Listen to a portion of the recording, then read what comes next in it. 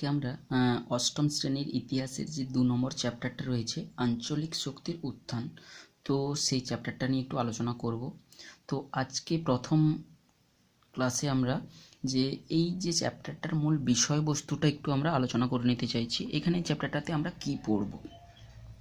তো এই চ্যাপ্টারটাতে আমরা পড়ব যে মুঘল সাম্রাজ্যের প্রথম হচ্ছে পতনের কারণগুলো, অর্থাৎ যে আমরা দেখব যে ঔরঙ্গজেবের মৃত্যু অর্থাৎ ১৭০৭ খ্রিস্টাব্দের পর থেকে শুরু করে ধীরে ধীরে কীভাবে মুঘল সাম্রাজ্যটা ধীরে ধীরে অবক্ষয়ের দিকে যাবে, এবং সেই কারণগুলো আমরা একটু জানার চেষ্টা করব কি কি কারণগুলো। সেই সঙ্গে যে বহিরাগত বাণিজ্য করার জন্য ইউরোপীয় যে বণিক গোষ্ঠীগুলো ভারতের দিকে অগ্রসর হবে, অর্থাৎ ভাস্কো ডা গামার দেখানো পথ ধরে পর্তুগিজ যে নাবিক তার পথ ধরে ক্রমান্বয়ে কীভাবে ইংরেজ থেকে শুরু করে ফরাসিরা বা বিভিন্ন ওলন্দাজ ডাচ প্রভৃতিরা আসবে, তারা কি করে আসবে তার একটা সংক্ষিপ্ত চিত্র আমরা এখানে দেখব, অর্থাৎ যেগুলো কিনা মঙ্গল সাম্রাজ্যের পতনের কারণ। সেই সঙ্গে সঙ্গে ভারতের আর একটা জিনিসটা আমরা আলোচনা করব, সেটা হচ্ছে কি না ভারতে বিভিন্ন রাজনৈতিক শক্তিগুলোর উত্থান সেই সঙ্গে ঘটতে থাকবে। তো একদিকে দিল্লির মুঘল সাম্রাজ্য ধীরে ধীরে সম্রাটরা দুর্বলতার সুযোগ নিয়ে কি করে আঞ্চলিক শক্তিগুলোর এখানে উত্থান ঘটবে। তো আমরা আঞ্চলিক শক্তিগুলোর যে উত্থানটাকে আমরা দুটো ধাপে যদি ধরে নিই, কিছুগুলো সেই মুঘল সাম্রাজ্যের শাসন আধীনেই কিন্তু ধীরে ধীরে তারা স্বাধীন হয়ে গেছিল, অর্থাৎ মোগল সম্রাটদের মদতে, যেমন বাংলা, যেমন হায়দ্রাবাদ, যেমন অযোধ্যা। আর কয়েকটা যে আঞ্চলিক শক্তি যেগুলো কিন্তু তারা দিল্লির সঙ্গে মোগল সম্রাটদের সঙ্গে লড়াই করে তারা কিন্তু স্বাধীন থেকে যাওয়ার চেষ্টা করে গেছে প্রথম থেকে, যেমন কি মহীশূর, আর একটা দক্ষিণ ভারতের হচ্ছে মহীশূর, আর পশ্চিম ভারতে মারাঠার শক্তি, আর হচ্ছে পাঞ্জাবে শিখ যে শক্তি। তো এইগুলো কিন্তু দিল্লির অধীনে থেকেই কিন্তু তারা কিন্তু স্বাতন্ত্র ছিল, কিন্তু অর্থাৎ অধীনতা স্বীকার করেনি। তো বিভিন্ন সময়ে বিভিন্ন সম্রাটরা তাদেরকে আয়ত্ত করেছে, দখল করেছে, তারপরে কিন্তু আবার সেই শাসকের দুর্বলতার সুযোগে আবার তারা শক্তিশালী হয়ে গেছে। অর্থাৎ মহীশূর, মারাঠা এবং শিখ এরা কিন্তু একটু ভিন্ন পথে তারা কিন্তু যে তাদের স্বাধীনতাগুলো উপভোগ করত প্রাদেশিক শাসক হিসাবে। তো এইটা আমরা রাজনৈতিক শক্তির যে উত্থানগুলো এখানে আপাতত ক্লাস 8-এর সিলেবাসে আমরা এই অষ্টম শ্রেণীতে বাংলা, হায়দ্রাবাদ আর অযোধ্যা এই তিনটার যে রাজনৈতিক সামান্য সংক্ষিপ্ত ইতিহাস আমরা জানব।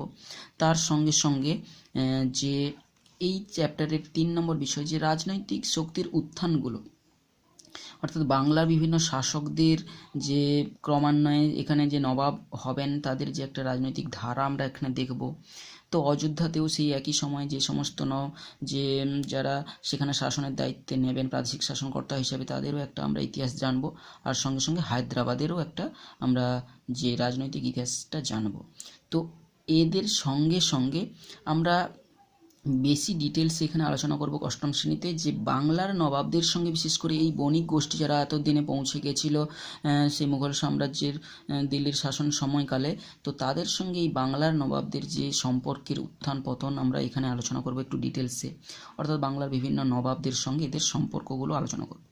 তারপরে ধীরে ধীরে আমরা যখন দেখব বাংলাটা করায়ত্ত করে ফেলবে ইংরেজ যে ইস্ট ইন্ডিয়া কোম্পানি, সঙ্গে সঙ্গে তারা কিন্তু রাজ্য বিস্তারে ধীরে মনোনিবেশ করবে তারা ধীরে ধীরে বাংলা থেকে শুরু করে বর্তমানে তারা হায়দ্রাবাদ থেকে শুরু করে, অর্থাৎ কিভাবে কোম্পানির শাসন বিস্তার আমরা যে 5 নম্বর যে পর্যায়ের আলোচনাতে রাখবো, যেটা হচ্ছে কি কোম্পানি কি করে রাজ্য বিস্তার করবে।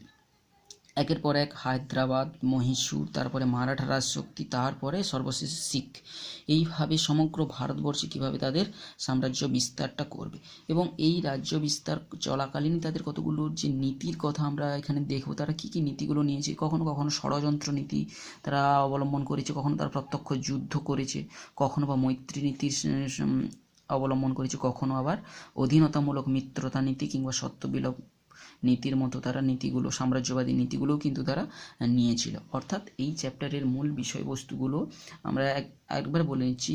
প্রথম জানবো মুঘল সাম্রাজ্যের দিল্লির মুঘল সাম্রাজ্যে যে ক্রমান্বয়ে যে অবক্ষয়গুলো, জানবো কারণগুলো। সেকেন্ড, সেই সুযোগে বাংলায় যে আঞ্চলিক শক্তিগুলোর উত্থান ঘটছিল তাদের দুটো পর্যায়ে আমরা ধরে নেব। বাংলার রাজনৈতিক উত্থান ঘটে গিয়েছিল 1717 খ্রিস্টাব্দে, হায়দ্রাবাদে 1724 খ্রিস্টাব্দে এবং অযোধ্যাতে 1722 খ্রিস্টাব্দে। আর আমরা দেখব যে আর বাকি যে মহীশূর 1761 খ্রিস্টাব্দে কিন্তু তখন থেকেই সে স্বাধীন যে প্রদেশ হিসাবে সে কিন্তু রাজকার্য চালাচ্ছিল। মারাঠা রাজশক্তি কিন্তু শিবাজির সময়কাল 1630 খ্রিস্টাব্দ থেকে 1680 সময়ের মধ্যে যখন শিবাজি মারাঠাদের যে নেতৃত্ব দান করছিলেন তখন থেকেই তারা কিন্তু স্বাধীনতা উপভোগ করতো। তারপরে 1674 খ্রিস্টাব্দের সময় থেকে কিন্তু মারাঠা রাজশক্তি এককভাবে পশ্চিম ভারতে কিন্তু তারা সাম্রাজ্য বিস্তার করা শুরু করে দিয়েছিল। তো আর একটা রাজশক্তি যেটা শিখ রাজশক্তি, যেটা রঞ্জিত সিংয়ের যে শাসনকালে, এটা কিন্তু রঞ্জিত সিংয়ের বিচক্ষণতার জন্য কিন্তু একটা শিখ সাম্রাজ্য উত্তর পশ্চিম অঞ্চল জুড়ে একেবারে পাঞ্জাব থেকে শুরু করে মুলতান পর্যন্ত অঞ্চলগুলোতে বিস্তৃত হয়ে থাকবে। তো সেই আঞ্চলিক শক্তিগুলো এবারে ততক্ষণে যে পৌঁছে যাওয়া বণিক গোষ্ঠী ইংরেজ, ফরাসি, দিনেমার বিভিন্নদের মধ্যে ইংরেজরা কিন্তু ক্রমান্বয়ে তাদের প্রতিপত্তি বাড়াতে থাকবে। তাদের সঙ্গে অন্যান্য বণিক গোষ্ঠীরও লড়াই আমরা দেখব। তো বিশেষ করে মহীশূরকে যখন আক্রমণ করবে, মহীশূরকে কেন্দ্র করে কিন্তু ফরাসিদের সঙ্গে ইংরেজদের একটা দ্বন্দ্ব আমরা দেখব। তো সেই তারপরে অর্থাৎ যখন ইংরেজরা চলে এলো ব্যবসা বাণিজ্য করার জন্য তারা প্রথমে কি করবে, দিল্লির সম্রাটের কাছ থেকে অনুমতিপত্র নেবে। কিন্তু অনুমতিপত্র নিয়ে কিন্তু যখন ব্যবসা বাণিজ্য করা শুরু করবে তখন বিভিন্ন প্রাদেশিক শাসনকর্তাদের সঙ্গে তাদের মতবিরোধ ঘটতে থাকবে।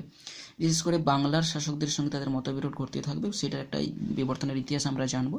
তারপরে বাংলাটাকে বিভিন্ন যুদ্ধ, বিশেষ করে পলাশির যুদ্ধ এবং বক্সারের যুদ্ধের মধ্য দিয়ে কিন্তু পুরো বাংলাটাকে তারা সেখানকার দেওয়ানি লাভ এবং নিজামত দুটো দখল করে নেবে। এইভাবে বাংলা যখন সম্পূর্ণভাবে তাদের করায়ত্ত হয়ে যাবে তারপরে তারা পুরো ভারতবর্ষটাকে ধীরে ধীরে বিভিন্ন পদ্ধতিতে তারা কিন্তু অধিকার করবে। তো এর পরের ক্লাসগুলোতে আমরা তাহলে মুঘল সাম্রাজ্যের পতনের কারণ, এই যে পয়েন্টগুলোর উপর ভিত্তি করে আমরা কিন্তু আলোচনাটা চালিয়ে যাব। ঠিক আছে।